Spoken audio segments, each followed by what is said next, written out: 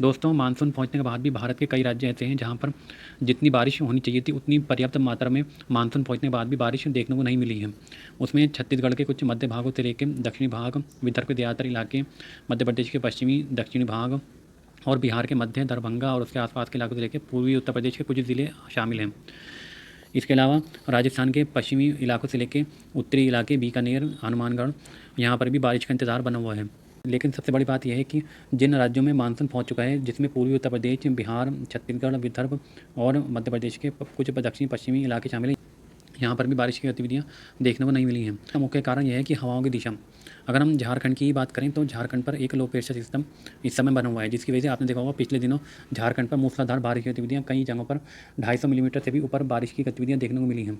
इस low pressure system से लगातार बंगाल की खाड़ी से हवाएं बिहार और पूर्वी उत्तर प्रदेश तक पहुँच रही हैं। बावजूद इसके बारिश जितनी होनी चाहिए उतनी देखने को नहीं मिली है। उसका कारण यह है कि लो प्रेशर सिस्टम जो ग्राउंड पर बना हुआ है उसकी वजह से बंगाल की खाड़ी की हवाएं बिहार और पूर्वी उत्तर प्रदेश पर पहुँच तो रही हैं, लेकिन जहाँ पर मूसलाधार बारिश देने वाले बादल बनते हैं वहाँ पर हवाओं की दिशा बारिश के लिए अनुकूल नहीं है। यही कारण है कि ज़मीन पर तो पूर्वी हवाएं बंगाल की खाड़ी से पहुंच रही हैं, लेकिन जहां पर मूसलाधार बारिश देने वाले बादल बनते हैं वहां पर हवाओं की दिशा विपरीत है, जिसकी वजह से सिर्फ हल्की बूंदाबांदी या रिमझिम फुहारें ही, जो बादल लोअर एटमॉस्फेयर में यहाँ पर बन रहे हैं तो उसकी वजह से सिर्फ रिमझिम फुहारें ही देखने को मिल रही हैं। जो बाकी लो प्रेशर सिस्टम की वजह से झारखंड पर काफ़ी ऊंचाई तक बादल बने हैं, जिसकी वजह से यहाँ पर मूसलाधार बारिश की गतिविधियाँ देखने को मिली हैं। इसके अलावा अगर हम छत्तीसगढ़ की बात करें तो छत्तीसगढ़ के मध्य भाग और विदर्भ के इलाकों पर बारिश न होने का मुख्य कारण सिस्टम का ना बनना है। यहाँ यानी कि सिस्टम जो थोड़ा उत्तर में है, जिसकी वजह से यहाँ पर बारिश की गतिविधियों में कमी बनी हुई है। अगला हो सकता है अगला सिस्टम आने वाले दिनों में अगला सिस्टम बंगाल की खाड़ी पर कुछ नीचे बनता हुआ दिखाई दे रहा है, जिसकी वजह से ये अंदर की ओर आएगा तो छत्तीसगढ़ के दक्षिणी और विदर्भ और मध्य प्रदेश के मध्य भाग और दक्षिणी भाग से होते हुए और राजस्थान के पूर्वी भागों पर पहुंच सकता है। इस वजह से इस पूरे रीजन में बारिश की गतिविधियाँ आने वाले दिनों में यानी कि जून के बिल्कुल आखिर में देखने को मिल सकती हैं। इसके अलावा अगर हम राजस्थान की बात करें तो राजस्थान के बीकानेर से लेकर हनुमानगढ़ और यहाँ पर अभी मानसून भी पहुँचा नहीं है, लेकिन 1-2 दिनों में अनुमान दिख रहा है कि यहाँ पर कहीं पर गरज चमक वाले बादल बन सकते हैं, जिसकी वजह से तेज़ बारिश की गतिविधियाँ पंजाब के कुछ दक्षिणी पूर्वी इलाकों से लेकर हरियाणा, दिल्ली और पश्चिमी उत्तर प्रदेश में देखने को मिल सकती हैं।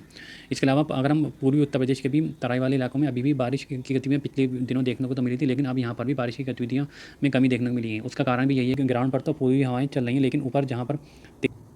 लेकिन जहाँ पर तेज़ बारिश की गतिविधियाँ देने वाले बादल बनते हैं वहाँ पर हवाओं की दिशा बारिश के अनुकूल नहीं है। यानी कि हवाओं की दिशा ऐसी नहीं है कि जो गरज चमक वाले बादल बना सके और मूसलाधार बारिश दे सके। आमतौर पर अगर हम देखें तो मानसून के इतिहास के हिसाब से देखें तो जून में बारिश की गतिविधियाँ कम ही देखने को मिलती हैं। के महीने में मानसून पहले भी पहुँच जाता है, तब भी बारिश की गतिविधियाँ आमतौर पर कम ही देखने को मिलती हैं, क्योंकि जो मानसून का टाइम है उसी समय मानसून के लिए परिस्थितियाँ अनुकूल बनती हैं। यानी कि जुलाई के पहले सप्ताह से ही मानसून के लिए बारिश के लिए अनुकूल परिस्थिति बनती हैं, जिसकी वजह से अगर मानसून जुलाई के पहले सप्ताह में पहुँचता है तब मानसून की बारिश की गतिविधियाँ ज़्यादा देखने को मिलती हैं, जबकि अगर जून में पहुँच जाता है तो आमतौर पर थोड़ा कम ही बारिश की गतिविधियाँ देखने को मिलती हैं। इस बार भी हमें यही लग रहा है कि जब हम जुलाई में प्रवेश करेंगे तब बारिश की गतिविधियाँ देश में बढ़ती हुई दिखाई देंगी। अब अगर हम आज यानी 21 जून के मौसम की बात करें तो एक लो प्रेशर सिस्टम झारखंड के पश्चिमी भाग और छत्तीसगढ़ के उत्तरी भागों पर बना हुआ है। इस लो प्रेशर सिस्टम की वजह से झारखंड के पश्चिमी भागों से लेकर छत्तीसगढ़ के कुछ उत्तरी इलाके और मध्य प्रदेश के पूर्वी भाग, रीवा, उमरिया और शहडोल उसके आसपास मध्यम बारिश की गतिविधियाँ देखने को मिल सकती हैं, विशेष रूप से शाम और सुबह के समय। दिन के समय थोड़ा दोपहर के समय यहाँ पर बारिश की गतिविधियों में थोड़ी कमी आ जाएगी, लेकिन शाम के समय और रात के समय फिर यहाँ पर बढ़ जाएंगी बारिश। इसके अलावा कुछ बौछारें वाराणसी, प्रयागराज और पूर्वी उत्तर प्रदेश के कुछ इलाकों में भी कुछ समय के लिए देखने को मिल सकती हैं। अगर हम आज के लिए पश्चिम बंगाल, झारखंड के पूर्वी भाग और बिहार और पूर्वी उत्तर प्रदेश की बात करें तो यहाँ पर मौसम साफ और शुष्क रहने की संभावना दिख रही है और यहाँ पर पूर्वी हवाएं चलती रहेंगी, जिसकी वजह से बादल आते जाते रहेंगे और हो सकता है कि कहीं कहीं पर 1-2 जगह पर बौछारें देते हुए आगे की ओर निकल जाएँ। उड़ीसा के तटीय इलाके से लेकर मध्य इलाके यहाँ पर कहीं कहीं पर हल्की बारिश की गतिविधियाँ देखने को मिल सकती हैं। छत्तीसगढ़, विदर्भ और मध्य प्रदेश के दक्षिणी पूर्वी इलाके, मध्य प्रदेश के पश्चिमी इलाके, मध्य इलाके यहाँ पर भी कहीं कहीं पर बौछारें देखने को मिल सकती हैं, लेकिन ज़्यादातर इलाकों में मौसम साफ और शुष्क रहने की संभावना है।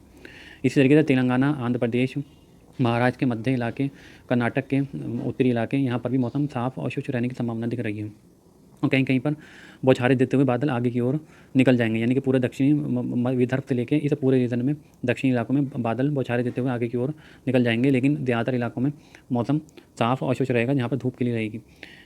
इसके अलावा गुजरात के सूरत से लेकर मुंबई, ठाणे, कोंकण, गोवा, रत्नागिरी और कर्नाटक के तटीय इलाके, मंगलुरु और कोचीन तक यहाँ पर बारिश की गतिविधियाँ पूरे पश्चिमी घाट पर देखने को मिल सकती हैं। हल्की से मध्यम बारिश की गतिविधियों का दौर यहाँ पर जारी रहेगा। इसके अलावा उत्तरी गुजरात में अहमदाबाद, साबरकांठा से लेकर राजस्थान के दक्षिणी इलाके, उदयपुर और उसके आसपास के ज़िले, इसी तरीके से कोटा, सवाई माधोपुर, भीलवाड़ा, इनके आसपास के ज़िले और जयपुर, अलवर, इन भागों में और उसके आसपास के ज़िलों पर कहीं कहीं पर बारिश की गतिविधियां देखने को मिल सकती हैं। यहाँ पर आज भी बादलों के पैच बनने की संभावना दिख रही है। इंटेंसिटी काफ़ी अच्छी यहाँ पर देखने को मिल सकती है, लेकिन ज़्यादा देर के लिए यहाँ पर बादल टिकने वाले नहीं हैं। जब कुछ देर के लिए बारिश की गतिविधियाँ तेज़ देखने को मिलेंगी और फिर बादल आगे की ओर निकल जाएंगे। इसी तरीके से मध्य प्रदेश के नीमच, मंदसौर और ग्वालियर और उसके आसपास के ज़िलों पर भी यही स्थिति देखने को मिल रही है। यहाँ पर भी बादलों के पैच बन सकते हैं, लेकिन एकदम तेज़ी से आगे की ओर निकल जाएंगे। उत्तर प्रदेश के दक्षिण इलाके, आगरा, अलीगढ़, झांसी, इन भागों में भी यहाँ पर भी कहीं कहीं पर बादलों के पैच बनने की संभावना दिख रही है, लेकिन इंटेंसिटी काफ़ी कम रहने की संभावना है। इसी जगह राजस्थान के मध्य इलाके, जोधपुर, उसके आसपास भी बादलों के पैच आज बनने की संभावना दिख रही है। यहाँ पर भी बारिश की गतिविधियाँ देखने को मिल सकती हैं। हो सकता है कि जोधपुर के आसपास बादलों के पैच बने और जो नीचे की ओर बाड़मेर और उसके आसपास की ओर पहुँचें और कहीं कहीं पर बारिश की गतिविधियाँ दे जाएँ। बाकी जैसलमेर और से लेकर हनुमानगढ़, बीकानेर और गंगानगर, यहाँ पर मौसम लेके साफ़ होने की संभावना दिख रही है, लेकिन उत्तरी राजस्थान, गंगानगर, हनुमानगढ़ से लेके हरियाणा के लगभग सभी इलाके, पंजाब के दक्षिणी पूर्वी इलाके और दिल्ली और उसके आसपास के इलाके, यहाँ पर आज बारिश की संभावनाएं बन सकती हैं, क्योंकि हवाओं की रफ्तार काफ़ी कम है और जिसकी वजह से यहाँ पर बादलों के बड़े बड़े पैच बन सकते हैं। और क्योंकि बंगाल की खाड़ी से भी हवाएं यहाँ पर आकर ऐड हो रही हैं, जो यहाँ पर ठहर रही हैं, इस वजह से यहाँ पर आज बारिश की गतिविधियाँ होने की संभावना बन सकती है और मानसून भी आगे की ओर बढ़ सकता है। उत्तर प्रदेश की बात करें तो उत्तर प्रदेश के तराई वाले इलाके, मेरठ, मुजफ्फरनगर, सहारनपुर से लेकर बिजनौर, लखीमपुर खीरी, बरेली, शाहजहाँपुर, पीलीभीत, बहराइच, बस्ती से लेकर गोरखपुर तक मौसम साफ और शुष्क रहने की संभावना दिख रही है। यहाँ पर बंगाल की खाड़ी की हवाएं हल्की रफ्तार से चलती रहेंगी और कहीं कहीं पर बादल बनते रहेंगे, लेकिन जो पश्चिमी उत्तर प्रदेश के दिल्ली और उसके आसपास के इलाके, यहाँ पर बारिश की गतिविधियाँ देखने को मिल सकती हैं। विशेष रूप से अलीगढ़ से लेकर बुलंदशहर और बागपत, उसके आसपास के ज़िले, गाज़ियाबाद, यहाँ पर बारिश की गतिविधियाँ आज देखने को मिल सकती हैं, क्योंकि हो सकता है कि यहाँ पर बारिश का पैच बने, जो हरियाणा पर जिसका प्रभाव पश्चिमी उत्तर प्रदेश के कुछ ज़िलों पर भी दिखाई देगा। लेकिन अगर हम आगे की ओर चलेंगे, उत्तराखंड से लगते हुए ज़िलों पर बारिश की संभावनाएँ कम हैं। पंजाब के दक्षिणी पूर्वी इलाकों पर भी आज बारिश की गतिविधियाँ देखने को मिल सकती हैं। हिमाचल से लेकर उत्तराखंड और जम्मू कश्मीर में श्रीनगर, उसके आसपास के इलाकों पर आज भी बारिश की गतिविधियाँ देखने को मिल सकती हैं। उत्तराखंड के इलाके, देहरादून, हरिद्वार से लेकर रुद्रप्रयाग और उसके निचले इलाके, नैनीताल, पांडागर, यहाँ पर बारिश की गतिविधियाँ देखने को मिल सकती हैं, क्योंकि बंगाल की खाड़ी की हवाओं का प्रभाव यहाँ पर बना हुआ है।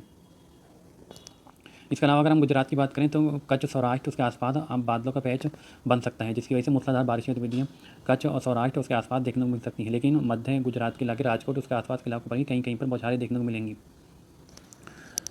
उत्तर भारत की बात करें तो अरुणाचल, मणिपुर, मिजोरम, मेघालय, असम, इन सभी भागों में लगातार बंगाल की खाड़ी की हवा का प्रभाव बना रहेगा, जिसकी वजह से कहीं कहीं पर गरज चमक वाले पैच और तेज़ बारिश वाले पैच बन सकते हैं और कहीं कहीं पर मूसलाधार बारिश की गतिविधियाँ और ज़्यादातर इलाकों में मध्यम से हल्की बारिश की गतिविधियाँ होने की संभावना है।